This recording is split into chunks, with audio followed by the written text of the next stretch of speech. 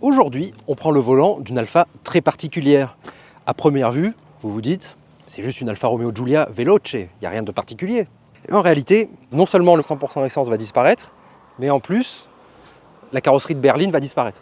Voilà, ne serait-ce que pour ça, c'est une voiture qui donne presque envie d'être nostalgique. Et en matière de nostalgie, chez Alfa Romeo, ce n'est pas la première fois que la voiture sortante bouscule les amateurs de berline. Souvenez-vous, en 1992, la mythique propulsion Alfa Romeo 75 prend sa retraite pour céder sa place à la 155, qui adopte une architecture de traction et une philosophie moins sportive. Sans parler du fait que la 75 était parfois vue comme la dernière vraie Alfa, avant le rachat par Fiat en 1985. Bon, heureusement, la 155 gardait le V6 Busso, qui bénéficiait dans ce cas de figure d'une gestion électronique qui optimisait les consommations et la courbe de puissance par rapport aux versions précédentes. Ensuite, il y a eu la superbe 156 et ses versions GTA très désirables, même en break. Puis la 159, qui malgré une ligne à couper le souffle et une Brera spectaculaire, embarquait un V6 General Motors sans âme. En 2015, coup de théâtre, Alfa Romeo revient aux propulsions avec une berline qui veut en découdre avec les BMW Série 3 et autres Mercedes classe C. Son nom, Giulia, comme en 1964. Et donc là, je me rappelle comme si c'était hier, ils ont présenté l'Alfa Romeo Giulia avec Andrea Bocelli.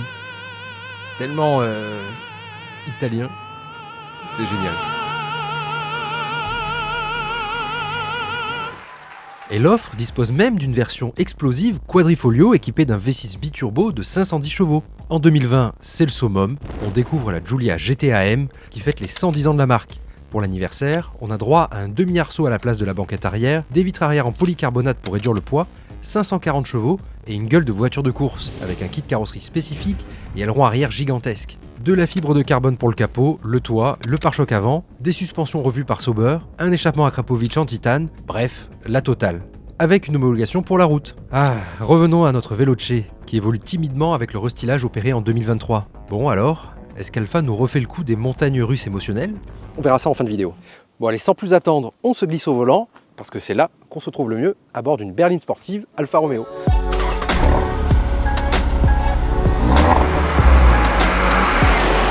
Oui, j'ai dit berline sportive, mais en réalité c'est plutôt une voiture à caractère sportif.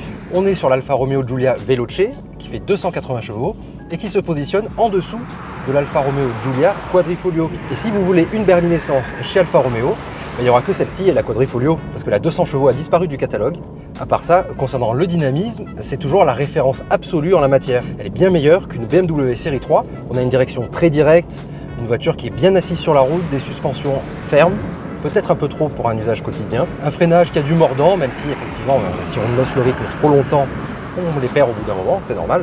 Côté transmission, cette boîte, 8 rapports, les passages sont rapides, c'est réactif. En définitive, on a une expérience de conduite chaleureuse, on sent que c'est une voiture analogique du monde d'avant, même s'il manque un petit peu de sonorité moteur.